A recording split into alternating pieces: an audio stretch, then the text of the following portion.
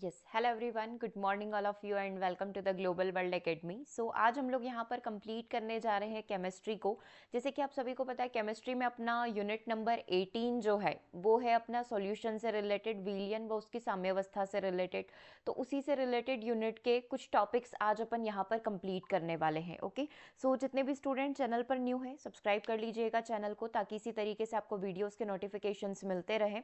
ठीक है, सारी क्लासेस आपको यूट्यूब पर फ्री भी प्रोवाइड कराई जा रही है, तो वहाँ से आप सारी क्लासेस ज्वाइन कर सकते हो। नोट्स के लिए अगर आपको लगता है कि आपको नोट्स बाय करने हैं, देन आप ऐप से आकर नोट्स को परचेस कर सकते हैं। ठीक है, इसी में आपको 3000 MCQ का सीरीज भी मिल जाएगा, वहाँ से आप रेगुलर MCQs का भी प्रैक्टिस कर सकते हैं। ठीक है, अभी जो क्लासेस आपकी चल रही है, सुबह 6 बजे आपकी क्लास हो रही है जिसमें हम लोग थ्योरी डिस्कस कर रहे हैं, और शाम को 6 बजे जो आपकी क्लास हो रही है उसमें हम लोग MCQs डिस्कस कर रहे हैं। ठीक है, क्लियर है। एक बार मैं यूनिट 18 आपको बता देती हूँ। हमारी जो यूनिट नंबर 18 है, that is solution and equilibrium, यानी कि विलयन एंड एवं साम्यावस्था। ठीक है, इससे पहले हम लोग फिजिक्स की 2 यूनिट कर चुके हैं, केमिस्ट्री की भी हम लोग 2 यूनिट यहाँ पर कर चुके हैं, और ऐसे ही करते करते हम लोग सारी ही यूनिट यहाँ पर फिजिक्स प्लस केमिस्ट्री की कंप्लीट कर लेंगे। तो सबसे पहले हमने देखा solution and types of solution, विलयन व उसके प्रकार के ऊपर। अब ये ऐसा टॉपिक है कि आपको क्लास 6, 7, 8, 9 और 10 इन सभी एनसीईआरटी की बुक में मिल जाएगा। एनसीईआरटी साइंस की बुक यदि आप ओपन करेंगे तो इसका पूरा बेसिक जो होता है आपको वहां पर मिल जाएगा। तो इसके ऊपर बेसिक टू एडवांस हमने आपको 5 वीडियोस प्रोवाइड कर दिए। पांचों वीडियो आपके रिकॉर्डेड सेशंस हैं। ठीक है, जिन्होंने नहीं देखे, इसी वीडियो के कमेंट बॉक्स में पांचों लिंक आपको लाइन से मिल जाएगी, 1 2 3 4 5 करके। उसे आप जरूर से विजिट कर लीजिएगा, क्योंकि पेपर टफ आता है तो डेफिनेटली यहाँ से क्वेश्चन आएंगे, और अगर पेपर इजी आता है तो सारे क्वेश्चन यहाँ से बनेंगे, क्योंकि ये यूनिट बाकी अदर यूनिट के कंपैरिजन में कंप्लीटली थ्योरेटिकल है।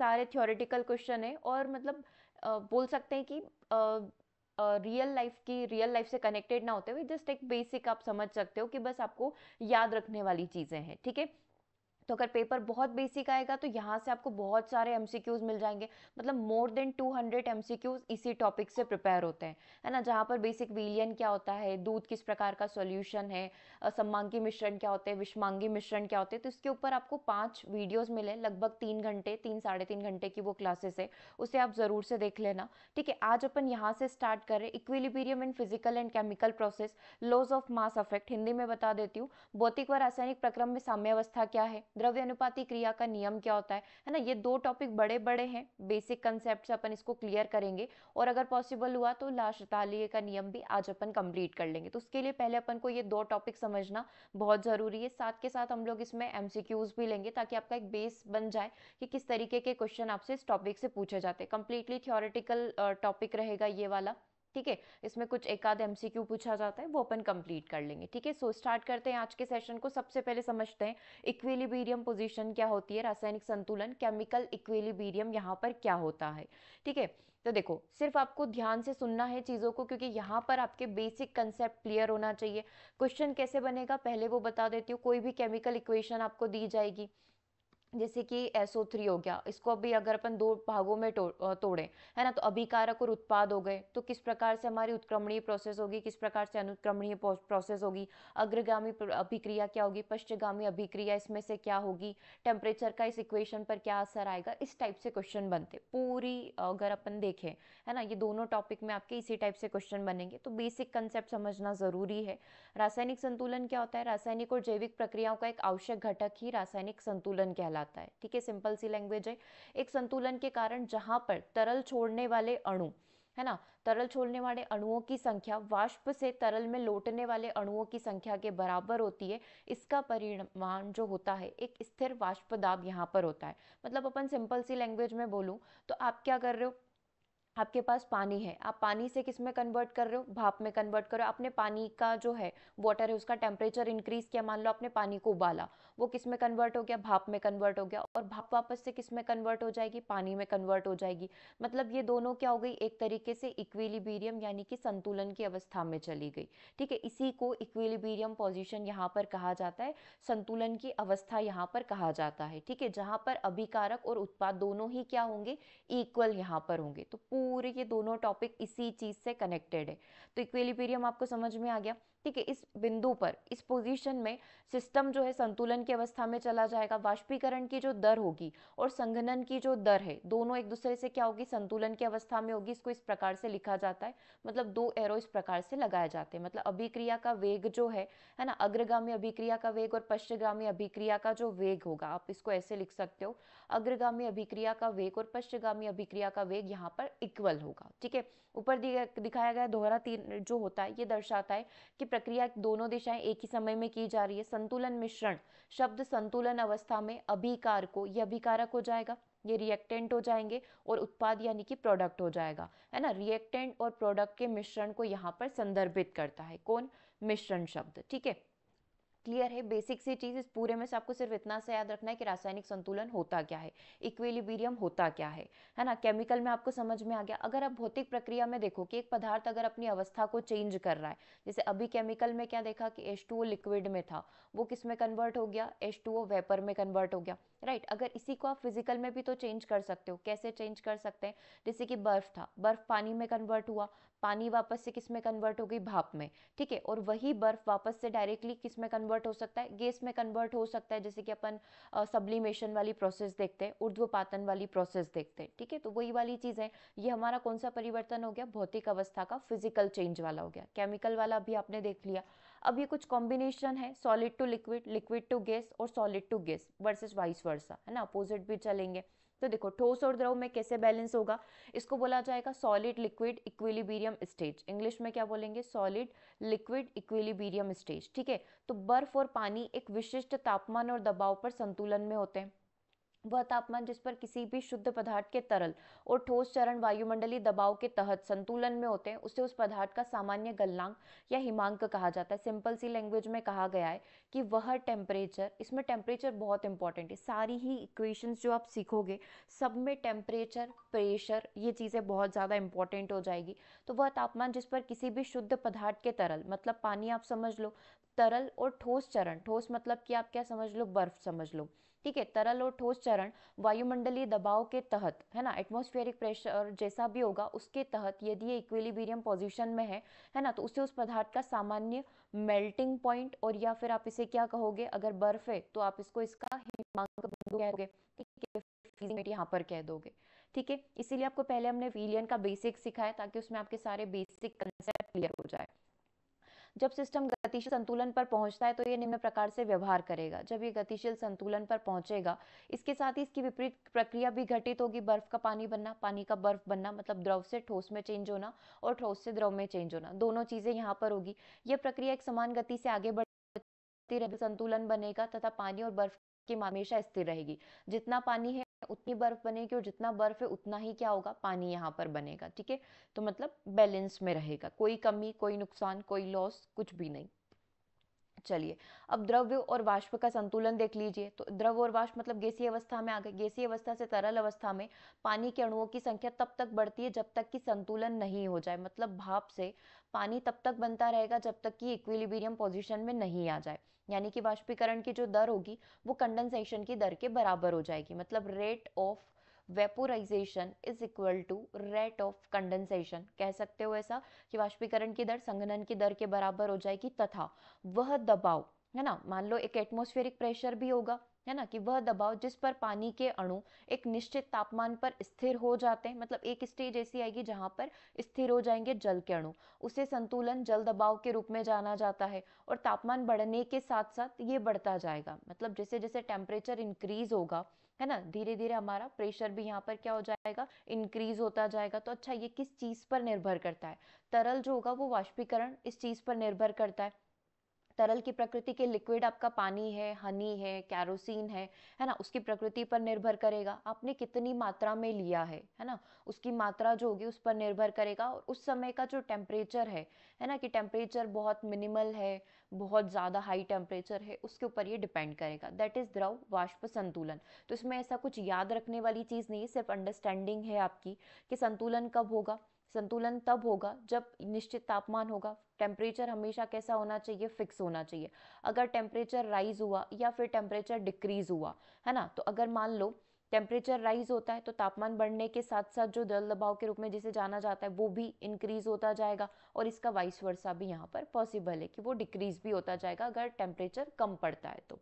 ठीक है, उदाहरण के लिए आप देख सकते हो कि 100 डिग्री सेल्सियस जो इसका बॉइलिंग पॉइंट होता है, 100 डिग्री सेल्सियस और वायुमंडलीय दबाव यदि 1031 बार है, इस पर पानी और जल वाष्प एक बंद बर्तन में संतुलन की अवस्था में। अच्छा, इसमें एक चीज और ध्यान रखना है, ये जितनी भी प्रोसेस है ये सब क्लोज्ड कंटेनर प्रोसेस है। ठीक है, हमेशा बंद पात्र में होने वाली प्रोसेस है। ठीक है, तो क्लोज्ड कंटेनर प्रोसेस ही होती है सारी साम्यावस्था वाली। सो तदनुसार जिस तापमान पर तरल और वाष्प संतुलन में हो जाते हैं उसे एक वायुमंडलीय दबाव पर किसी भी शुद्ध जल के लिए सामान्य क्वथनांक यहाँ पर कहा जाता है। तो अगर मैं पूछूं पानी का बॉइलिंग पॉइंट कितना है, आप उसकी डेफिनेशन अगर देना चाहें तो हम क्या कहेंगे कि जिस तापमान पर तरल और वाष्प संतुलन अवस्था में आ गए, मतलब लिक्विड और मेरा क्या जो भाप बनी, जो वेपर बनी पानी की, अगर वो बैलेंस पोजीशन में आ गए, उसे एक वायुमंडलीय दबाव पर किसी भी शुद्ध तरल के सामान्य क्वथनांक के रूप में जाना जाता है। सेम सिचुएशन केरोसिन के लिए भी होगी, सेम सिचुएशन शहद के लिए भी होगी। किसी का बहुत ज़्यादा होगा, किसी का टेम्परेचर जो है वो बहुत कम पर ही सेटल हो जाएगा। राइट, तो ये एक डेफिनेशन हो गई। अब अपन देख लेते हैं सॉलिड और गैस का क्या कॉम्बिनेशन है, सॉलिड से अपना जो वाष्प बनने का, वेपर बनने का क्या कॉम्बिनेशन है। तो इसको अपन सब्लिमेशन की प्रोसेस बोलते थे, ऊर्ध्वपातन की, जिसमें से ठोस से डायरेक्टली गैस में कन्वर्ट हो जाना, जैसे कपूर हो गया, कैम्फर हो गया, सॉलिड से डायरेक्टली उसकी वो बन जाती है, वेपर बन जाती है। NH4Cl नौसादर हो गया, ये भी सॉलिड से डायरेक्टली वेपर में कन्वर्ट होता है, लिक्विड में नहीं आता है। आयोडीन सॉलिड से डायरेक्टली वेपर में कन्वर्ट यहाँ पर हो जाएगा। ठीक है, तो ये इस तरीके से जो है सॉलिड से वेपर फेज के कन्वर्जन है। ठीक है, एक क्वेश्चन बिल्कुल बेसिक है, देखो अगर बहुत बेसिक इनको पूछना हुआ तो मैंने आपको स्टार्टिंग में बताया था कि वो विलियन से पूछ लेगा कि सममांगी मिश्रण क्या होता है, विषमांगी मिश्रण क्या होता है, कोलाइडी क्या होता है, निलंबन सस्पेंशन क्या होता है ना, ब्राउनी गति क्या होती है, वो चीज़ है, क्योंकि वो NCERT में है तो बेसिक तो वो बन गया। एडवांस क्लास 11-12 में ये वाली चीज़ें आ जाएगी कि खुले बर्तन में पानी और उसके वाष्प के बीच का जो संतुलन है, किस चीज़ पर, जो भी अपने ऑप्शन है उसके अकॉर्डिंग देखेंगे कि खुला बर्तन है ना, अब उसमें क्या है, पानी है और वाष्प के बीच का जो संतुलन है, अपन ने यही देखा था, पानी और वाष्प मतलब लिक्विड प्लस गैस का कॉम्बिनेशन। ठीक है, लिक्विड और गैस का वाइस वर्सा कॉम्बिनेशन।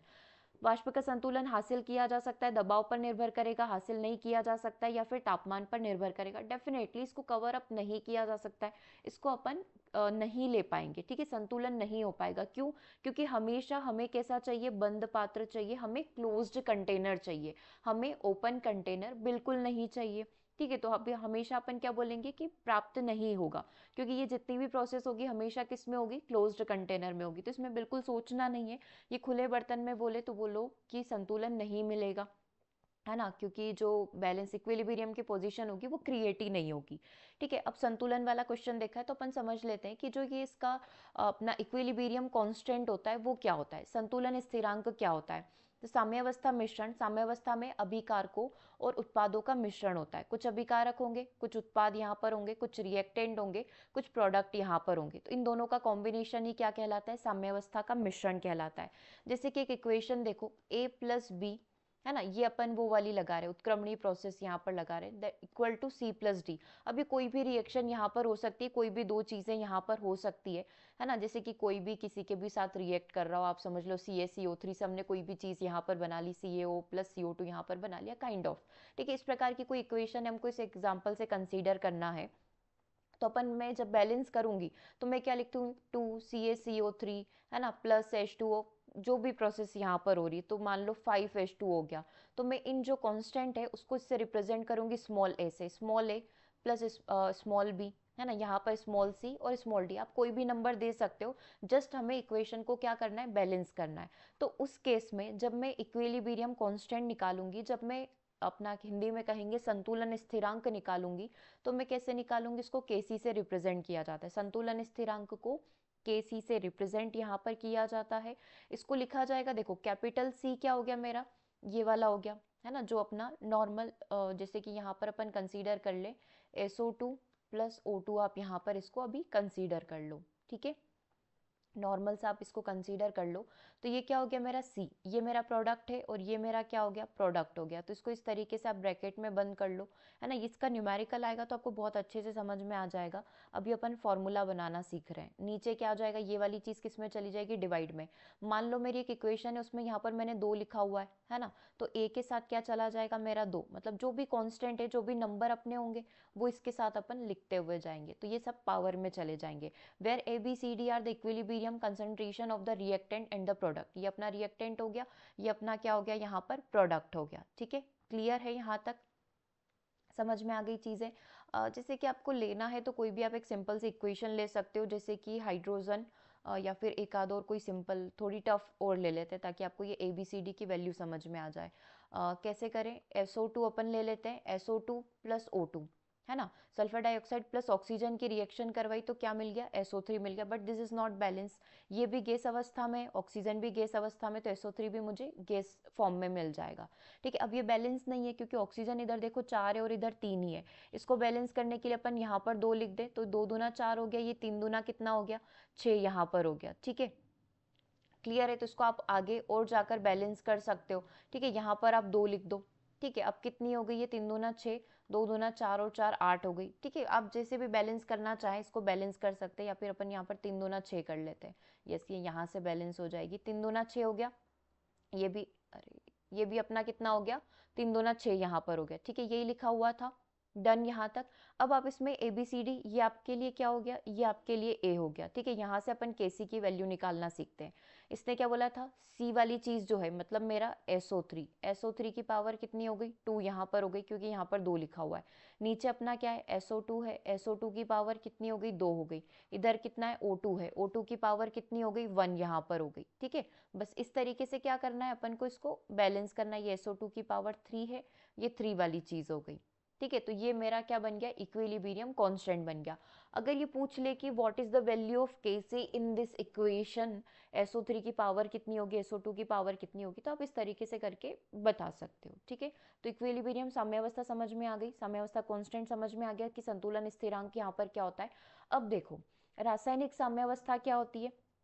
हम लोग क्या बोल रहे हैं कि जब अग्रगामी अभिक्रिया पश्चगामी अभिक्रिया के समान हो जाती है तो साम्यावस्था की स्थिति क्रिएट हो जाती है। जैसे कि अभी अपन ने इक्वेशन ली थी कि SO3 जो है, या फिर यही वाली इक्वेशन ले लो, SO2 प्लस O2 किस में कन्वर्ट हो गया, SO3 में कन्वर्ट हो गया। ठीक है, अब इसके बीच में जो एरो लगेगा वो ये वाला लगेगा। ठीक है, अग्रगामी वाला। तो जब अग्र अभिक्रिया, ये जो अग्र क्रिया है और पश्च क्रिया की गति, इसको आप RB से लिख लो अग्र क्रिया, और इसको आप RC से लिख लो। तो जब अग्र क्रिया की गति पश्च क्रिया के समान हो जाती है तब साम्यावस्था की स्थिति क्रिएट हो जाती है। ये जैसे अग्रगामी अभिक्रिया हो गई और ये पश्चगामी अभिक्रिया हो गई, यहाँ तक आकर क्या हो गए, दोनों बैलेंस हो गए, दोनों इक्विलिब्रियम में चले गए। तो पर्टिकुलर इस पॉइंट को क्या कहा जाएगा, रासायनिक साम्यावस्था की सिचुएशन कहा जाएगा। हॉरिजेंटल लाइन हमेशा जो हमारा टाइम है उसको रिप्रेजेंट करती है, और जो ऊर्ध्वाधर अक्ष है ये हमेशा जो वेलोसिटी है, अभिक्रिया का जो वेग है RB RC, उसको रिप्रेजेंट करता है। इसमें नीला कलर आप देख पा रहे हो अग्र क्रिया को पेश कर रहा है, और जो रेड कलर है वो पश्च अभिक्रिया को पेश कर रहा है। दैट इज रासायनिक साम्यावस्था। ठीक है, और आप एग्जाम्पल और लेना चाहें तो आप हाइड्रोजन आयोडाइड का एग्जाम्पल ले सकते हो। आप इसको एक बार खुद से पढ़ लीजिए, देन अपन आगे कंटिन्यू करते हैं, है ना। इसी के आगे थोड़ी सी और चीज़ें आपको समझनी है इसके अंदर। ठीक है, सेम जो अभी अपन ने फॉरवर्ड एंड रिवर्स रिएक्शन है उसी को अपन ने SO2 से समझा था, आप उसको इससे भी देख सकते हो। ठीक है, शुरुआत हमने कहाँ से करी थी एक बार आप ये पढ़ लो, फिर अपन पूरा ना जितना भी उसको रिवाइज करते हुए आगे कंटिन्यू करते हैं। 2 टॉपिक और है इसके अंदर इसी से कनेक्टेड, वो अपन स्टार्ट कर देते हैं। ठीक है, पढ़ लिया यहाँ तक। एक बार मैं आपको बता देती हूँ, हमने शुरुआत करी थी रासायनिक संतुलन क्या होता है। ठीक है, थोड़ी सी चीज़ें रियल लाइफ से आप कनेक्ट नहीं कर पा रहे होंगे तो एक बार अपन थोड़ा सा इसको कनेक्ट भी कर लेते हैं। रासायनिक संतुलन आपने समझा कि किस तरीके से वाटर वेपर जो है ना, पूरा का पूरा जो है किस में कन्वर्ट हो जाएगा, लिक्विड में, और सेम लिक्विड किस में कन्वर्ट हो जाएगा, वाटर वेपर में। ठीक है, इसमें किसी भी मात्रा में, पदार्थ की मात्रा में कोई कमी नहीं आएगी, और ये दोनों जब इक्विलिब्रियम में जाएंगे तो उसको रासायनिक संतुलन की अवस्था यहाँ पर कहा जाता है। ठीक है, फिर ये केमिकल वाला हो गया। सेम चीज़ अपन फिजिकल में भी देख सकते हैं, किस तरीके से सॉलिड लिक्विड में, किस तरीके से लिक्विड गैस में, और किस तरीके से सॉलिड गैस में कन्वर्ट होता है। वाइस वर्सा वाली 6 सिचुएशन यहाँ पर क्रिएट हो जाएगी, solid to liquid, liquid to gas और सॉलिड टू गैस। अब इसके 3 अलग अलग बन जाएंगे। ठीक है। फिर अपन ने सॉलिड लिक्विड का कॉम्बिनेशन देखा। सॉलिड लिक्विड कैसे, जैसे बर्फ से पानी का बनना, लिक्विड का कॉम्बिनेशन हो गया। फिर हमने लिक्विड और गैस का या वेपर का संतुलन देखा, है ना, मतलब पानी का क्या बन जाना, भाप का बन जाना। ठीक है। फिर हमने किससे कन्वर्जन देखा, सॉलिड का गैस में कन्वर्जन देखा, सब्लिमेशन की प्रोसेस के किस तरीके से कपूर उड़ जाती है, कैम्फर उड़ जाता है। ठीक है, ये वाला हो गया। उसके बाद अपन ने जो जस्ट संतुलन स्थिरांक को पढ़ा था, संतुलन स्थिरांक को कैसी से रिप्रेजेंट किया जाता है, सी की पावर सी, कैपिटल डी की power small D, capital A की पावर स्मॉल ए और कैपिटल बी की पावर स्मॉल बी, है ना। जो भी इसके वेरिएबल्स यहाँ पर नंबर होंगे, वेरिएबल्स होंगे, उसको अपन पावर में लिख देंगे। ठीक है। फिर अपन ने एक और एग्जाम्पल, ये आप देख ही रहे हो, है ना, कि किसी रासायनिक अभिक्रिया के संदर्भ में रासायनिक साम्य उस अवस्था को कहते हैं जिसमें समय के साथ अभिकारकों उत्पादों के सांद्रण में कोई परिवर्तन नहीं होगा। जितने नंबर ऑफ अभिकारक है उतने ही आपका उत्पाद बनेगा, नया कुछ नहीं बनेगा। ठीक है। अगर इधर से ऊष्मा आती है तो वो ऊष्मा इसके द्वारा क्या कर ली जाएगी, अवशोषित कर ली जाएगी। प्रायः अवस्था तब होती है जब अग्र क्रिया की गति पश्च क्रिया की गति के समान हो। जितनी अग्र क्रिया की प्रोसेस हो रही है उतनी ही क्या हो रही है, पश्च अभिक्रिया यहाँ पर हो रही है। जैसे कि इसने ऊष्मा को रिलीज करा, अगर ये एक्सोथर्मिक हुआ तो ये क्या हो जाएगा, एंडोथर्मिक यहाँ पर हो जाएगा। ठीक है। प्रायः अवस्था तब होती है जब अग्र क्रिया पश्च क्रिया के समान हो जाती है। ध्यान देने योग्य बात यह है कि अग्र क्रिया पश्च क्रिया के वेग इस अवस्था में शून्य नहीं होते बल्कि समान होते हैं। दैट मीन्स कि अगर मैं इसको ऐसे एरो से रिप्रेजेंट करूं तो R B plus R C is not equal to zero, बल्कि R B is equal to R C. अग्र अभिक्रिया हमेशा पश्च अभिक्रिया के समान होगी। ठीक है। कभी भी ये दोनों का सम जो है जीरो के बराबर नहीं होगा, बस इतना सा ध्यान रखना है। ठीक है।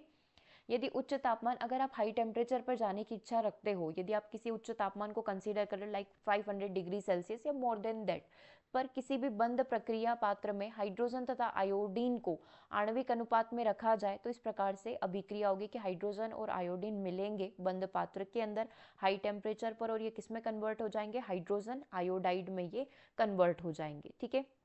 और धीरे धीरे हाइड्रोजन आयोडाइड की मात्रा में क्या होती जाएगी, वृद्धि होती जाएगी। और इसी का रिवर्स भी पॉसिबल है कि यही हाइड्रोजन आयोडाइड फिर से वापस से किस में कन्वर्ट हो जाएगा, हाइड्रोजन प्लस आयोडीन में यहाँ पर विघटित हो जाएगा। ठीक है। और इन उत्पादों, ये जो उत्पाद यहाँ पर बने, समय के साथ क्या होती जाएगी, यहाँ पर वृद्धि होती जाएगी। ठीक है। तो इस तरीके से दोनों ही वाइस वर्सा रिएक्शन पॉसिबल है। ठीक है। उपर्युक्त दोनों ही प्रक्रिया की जो गति है क्रमशः यहाँ पर मंद होती जाती है और अंततः पूर्णतः स्थिर होती जाती है। इसीलिए इसे रासायनिक साम्यावस्था की सिचुएशन यहाँ पर कहा जाता है। ठीक है। बाकी चीजें बेसिक आप समझ ही चुके हो, पूरा जो ये लिखा हुआ है। ओके, क्लियर है। टोटल 3 संगठक यहाँ पर हो गए थे क्योंकि टोटल 3 गैसें हुए, एक हमारा हाइड्रोजन है, एक हमारा आयोडीन है, और तीसरा इन दोनों को मिलाकर क्या बना, हाइड्रोजन आयोडाइड बना, या हाइड्रोजन आयोडाइड के विघटन से हाइड्रोजन और आयोडीन में कन्वर्ट हुआ। तो टोटल हमारे पास 3 संगठक यहाँ पर हो गए। ठीक है। परमाणुओं की संख्या हमेशा सेम रहेगी, ये कभी भी चेंज नहीं होगी, तभी उसे साम्यावस्था इक्विलिब्रियम यहाँ पर कहा जाएगा। ठीक है। ये चीज तो आपने अभी फॉर्मूला ABCD के फॉर्मूला से समझ ही ली है। ठीक है। साम्यावस्था क्या होती है, केसी वाला। ओके, आप इसको अपने हिसाब से ABCD नाम करके दे सकते हो, उसमें कोई दिक्कत नहीं है। अब ये जो आप संतुलन स्थिरांक कैसी पढ़ रहे हो, इसकी क्या क्या विशेषताएं हैं, क्या क्या कैरेक्टरिस्टिक्स है, तो किसी भी दी गई प्रतिक्रिया के संतुलन स्थिरांक का मान जो है हमेशा स्थिर रहेगा, ये वैल्यू हमेशा फिक्स रहेगी। ये अभिकारक की सांद्रता या संतुलन की दिशा से प्रभावित नहीं होगी, अग्रगामी है पश्चिमगामी, उससे इसको कोई फर्क नहीं पड़ेगा। इसके बजाय ये पूरी तरीके से प्रक्रिया के तापमान पर निर्भर करती है। ठीक है। पूरे तरीके से ये किस पर डिपेंड करेगी, टेम्परेचर पर डिपेंड करेगी। ठीक है। ये जब प्रक्रिया को उलट दिया जाता है तो संतुलन स्थिरांक का मान भी यहाँ पर क्या हो जाएगा, उलट जाएगा। ठीक है। अग्रगामी करोगे, है ना, टेम्परेचर पर पूरा निर्भर करेगी, तो पश्चिमगामी करोगे तो सेम चीज की संतुलन स्थिरांक जो है उसका मान जस्ट यहाँ पर क्या हो जाएगा, पुराने वाले से रिवर्स हो जाएगा। ठीक है। ये जब अपन न्यूमेरिकल क्वेश्चंस करेंगे उसमें आपको और क्लियर हो जाएगा कि कैसे होगा। अगला टॉपिक देखो, द्रव्य अनुपाती क्रिया का नियम क्या होता है, आपके सिलेबस का तीसरा टॉपिक है ये, द्रव्य अनुपाती क्रिया का नियम।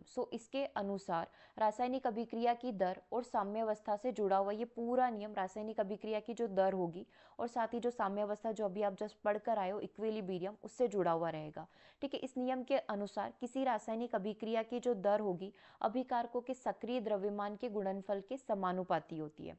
ठीक है, इसने क्या बोला है, रासायनिक अभिक्रिया आपने कुछ भी करवा ली, A+B का रिएक्शन करवा लिया, आपको C+D जो है यहाँ पर आपको प्रोडक्ट मिल गए। ये थे आपके पास रिएक्टेंट, इससे आपको ये प्रोडक्ट मिल गए। अब यहाँ पर इसने क्या बोला है कि रासायनिक अभिक्रिया की दर जो होगी, अभिकारक जो थे इसके सक्रिय द्रव्यमान का जो गुणनफल होगा उसके समानुपाती होगी। इसको अभी अपन पूरा समझेंगे। ठीक है, यह नियम किसने दिया था, गुलबर्ग और वागे ने दिया था। ठीक है, इसीलिए इसको डायरेक्टली इन्होंने बोल दिया कि आप द्रव्य अनुपाती क्रिया का नियम पढ़ लो बजाय ये नाम देने के। और ये एनसीईआरटी क्लास 11th का यूनिट नंबर 7 है ना, तो वहाँ से एनसीईआरटी बुक आपके पास है, तो वहाँ से जाकर भी आप इसको पढ़ सकते हो। सक्रिय द्रव्यमान जो इसने बोला कि सक्रिय द्रव्यमान के गुणनफल के समानुपाती होता है, तो सक्रिय द्रव्यमान का मतलब है किसी पदार्थ का प्रति इकाई आयतन में मोलर सांद्रता। कोई भी पदार्थ हमने लिया, हाइड्रोजन लिया, सल्फर डाइऑक्साइड लिया, ऑक्सीजन लिया, तो उसका मोलर कंसंट्रेशन यहाँ पर कितना है। ठीक है, और किसी पदार्थ की मोलर सांद्रता विलियन में मौजूद उस पदार्थ के मोल की संख्या यहाँ पर होती है कि उसके नंबर ऑफ मोल्स कितने हैं। ऑक्सीजन के नंबर ऑफ मोल्स कितने हैं, SO2 के नंबर ऑफ मोल्स कितने हैं, SO3 में नंबर ऑफ मोल्स यहाँ पर कितने हैं, इस तरीके से। तो किसी रासायनिक अभिक्रिया की दर अभिकारकों के सक्रिय द्रव्यमान के गुणनफल के यहाँ पर समानुपाती होती है। जैसे अभी अपन एक रिएक्शन लिखी थी कि A+B, मान लो कोई भी दो प्रोडक्ट अपने अभिकारक यहाँ पर हो गए, तो उससे प्रोडक्ट क्या बनेगा मेरा, C+D हो जाएगा। अगर ये रिएक्शन अग्र अभिक्रिया, सबसे पहले क्या होगा मेरा, अग्र अभिक्रिया वाली होगी। ठीक है, फॉरवर्ड रिएक्शन यहाँ पर होगी, तो उसमें अपन एक कांस्टेंट मान लेते हैं इसको RF। ठीक है, अग्र अभिक्रिया का कांस्टेंट क्या हो जाएगा, RF, रिएक्टेंट फॉरवर्ड रिएक्शन। ठीक है, फॉरवर्ड रिएक्शन RF, तो ये डायरेक्टली समानुपाती हो जाएगी उसके सक्रिय द्रव्यमानों के गुणनफल के। सक्रिय द्रव्यमान इसके फॉरवर्ड में A जो है इसका द्रव्यमान के गुणनफल के, A और B हमारे पास जो है हमारे रिएक्टेंट है, तो इसके गुणनफल के क्या हो जाएगी यहाँ पर समानुपाती हो जाएगी। RF को क्या बोला जाएगा, अग्र अभिक्रिया की दर यहाँ पर बोला जाएगा। जब आप ये प्रोपोर्शनल वाला साइन हटाओगे तो आप क्या लिखोगे, बराबर, और यहाँ पर आप लिखोगे KF। ठीक है, वही वाली रिएक्शन, लेकिन K मेरा क्या हो जाएगा, कांस्टेंट हो जाएगा, इक्विलिब्रियम कांस्टेंट हो जाएगा। किसके लिए, फॉरवर्ड के लिए, है ना, अग्रगामी अभिक्रिया के लिए। KF यहाँ पर हो गया, बाकी अपना वही चलता रहेगा, A इंटू B यहाँ पर चलता रहेगा। सेम चीज़ आप किसके लिए बना सकते हो, बैकवर्ड के लिए, है ना, जो रिवर्स वाली है उसके लिए बना सकते हो। ठीक है, एक बार इसको हटा देते हैं अपन, सेम टू सेम है, बस जहाँ पर RF लिख रहे हो वहाँ पर आप रिवर्स वाला लिख लेना। ठीक है, अब ये वाली किसके लिए हो जाएगी, RB के लिए हो जाएगी। तो RB क्या हो गया मेरा, पश्च अभिक्रिया का दर हो गया, RB पश्च अभिक्रिया की दर हो गई। ठीक है, जब आप इसको खोलोगे, है ना, RB is directly proportional to C and D, क्योंकि कंप्लीटली जब पश्च अभिक्रिया होगी तो ये मेन हमारे हो जाएंगे। अगर अभिक्रिया में अभिकारक मेन थे, पश्च अभिक्रिया में सब कुछ चीजें इस पर डिपेंड करेगी, है ना, क्योंकि अपन इस साइड से आ रहे तो हमारी एंट्री तो यहाँ से हो रही है, तो ये पश्च अभिक्रिया में हमारे लिए जो प्रोडक्ट है वो इम्पोर्टेंट हो जाएगा। ठीक है, समझ गए ये वाली चीज़, प्रोडक्ट हमारे लिए इंपॉर्टेंट हो गया। और जब आप ये प्रोपोर्शनल का साइन हटाओगे तो क्या लिखोगे, KB लिखोगे, क्योंकि यहाँ B है तो हमारा जो इक्विलिब्रियम कांस्टेंट होगा वो क्या हो जाएगा, बैकवर्ड वाला KB हो जाएगा। बाकी अपना C और D एज इट इज यहाँ पर चलेगा। बस इतना सा ही आपको समझना था, है ना। एक बार आप इसको प्रॉपर तरीके से देख लो, फिर अपन इसके आगे का कंप्लीट करते हैं ये वाली चीज़। बस जो मैंने अभी आपको बोला एज इट इज़ वो यहाँ पर लिखा हुआ है। इसके आगे एक प्रोसेस और है, ये वाली चीज़, RF इज डायरेक्टली प्रोपोर्शनल। जब ये प्रोपोर्शनल का साइन हटाओगे तो क्या लिखोगे, KF लिखोगे। कब, जब इस केस में आप ऐसे जा रहे हो। और जब आप रिवर्स आओगे तो कैसे लिखोगे, बराबर कर दोगे और यहाँ पर क्या लिख दोगे, KB। बस इतना सा काफ़ी है। अब देखो इसके आगे क्या करना है, अपन ने क्या बोला था कि साम्यावस्था तब होती है जब बैकवर्ड रिएक्शन जो है हमारी फॉरवर्ड रिएक्शन के बराबर हो, मतलब दोनों आगे पीछे वाली साम्यावस्था में हो, हमारी बैलेंस फॉरवर्ड और जो हमारी बैकवर्ड रिएक्शन है वो दोनों इक्वल हो। कभी भी हमने बोला था कभी भी ये क्या होगी, शून्य नहीं होगी, है ना। तो इन दोनों को आप क्या करो, बराबर रख दो। ठीक है, कांस्टेंट क्या था हमारा, KF, ब्रैकेट में था A, ब्रैकेट में था B, और इधर बैकवर्ड में क्या था, KB, ब्रैकेट में था C, ब्रैकेट के अंदर था D। ठीक है, KF और KB मेरा यहाँ पर हो गया। इस KF को इस KB के नीचे ले लो, ऊपर लिख लो आप C, इधर लिख लो आप D, और इधर हो जाएगा आपका A और इधर हो जाएगा आपका B। ठीक है, अब KF बाई B मतलब फॉरवर्ड और बैकवर्ड रिएक्शन को अपन क्या बोल सकते हैं, C यहाँ पर कह सकते हैं KC कांस्टेंट, मतलब वही साम्य स्थिरांक अपन कह सकते हैं, इक्विलिब्रियम कांस्टेंट जो है वो बराबर हो गया, और उसी से अपन ने इसको पूरा डिराइव कर लिया। ठीक है, आगे समझ में जो अभी मैंने आपको पढ़ाया था जस्ट 1 सेकेंड पहले, 1 मिनट पहले, देखो वापस से प्रूफ भी देख लेते हैं अपन। अभी पढ़कर आए थे ये वाली चीज़, कहाँ गया वो फॉर्मूला वाला, ये वाला है ना, ये वाला देखो। और अपन ने जो प्रूफ करके देखा वो देखो कितनी सिमिलर चीज़ें हैं, है ना। ये अपन ने यहाँ पर पढ़ा था अभी रिएक्शन के थ्रू, और अभी अपन ने द्रव्य अनुपात क्रिया नियम से इस चीज़ को भी पूरा कंफर्म कर लिया। ठीक है, तो ये आपको नियम थोड़ा सा ध्यान रखना है संतुलन स्थिरांक के लिए। ओके, संतुलन स्थिरांक हो गया। साम्यावस्था आपको समझ में आ ही गया है कि जब किसी रासायनिक अभिक्रिया में अग्र क्रिया और पश्च क्रिया की गति बराबर हो जाती है, that means R B is equal to R C, तो साम्यावस्था की स्थिति बनती है। साम्यावस्था में शामिल रसायनों की सांद्रता एक दूसरे से स्थिर संबंध रखती है। इस स्थिर संबंध को साम्यावस्था स्थिरांक Kc से रिप्रेजेंट किया जाता है।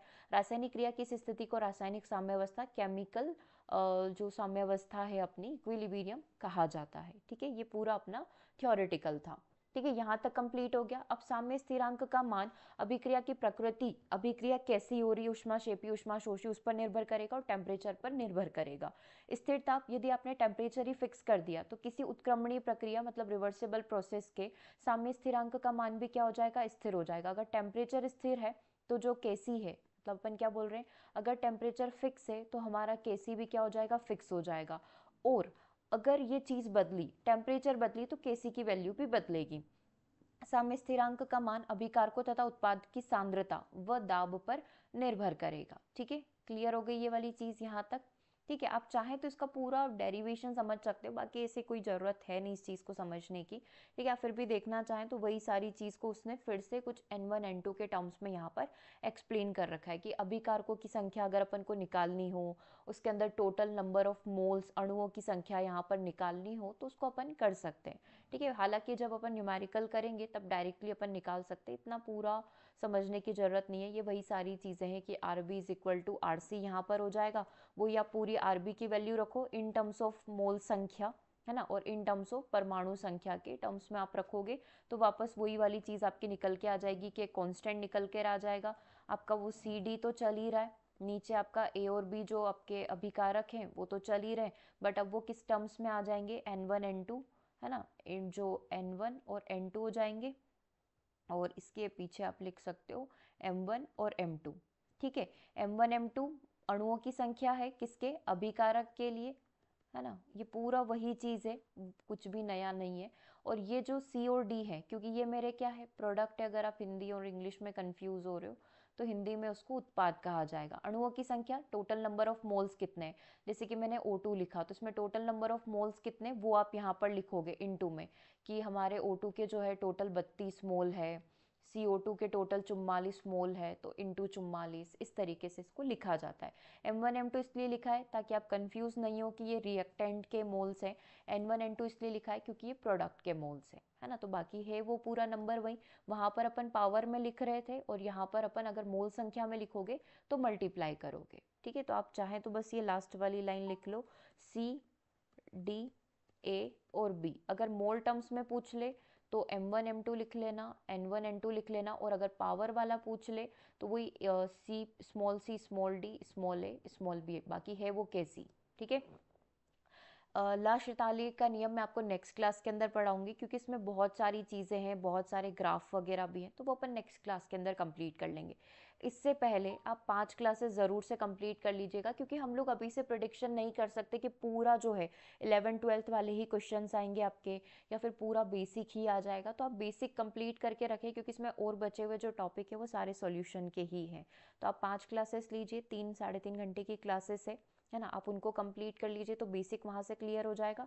बाकी ये नए टॉपिक अपन ने अभी स्टार्ट कर दिए। ठीक है, और कोई भी डाउट रहता है आप हमें इस नंबर पर व्हाट्सअप कर सकते हैं, और कोर्स वगैरह परचेस करने के लिए आप डायरेक्टली ऐप के थ्रू हमसे कनेक्ट कर सकते हैं। ठीक है, और कोई भी डाउट रहता है, कमेंट बॉक्स इज ओपन, हम लोग आपको रिप्लाई कर देंगे, आप कमेंट बॉक्स में मेंशन कर सकते हैं। ओके, सो मिलते हैं हम लोग अपने नेक्स्ट सेशन में। Thanks for watching.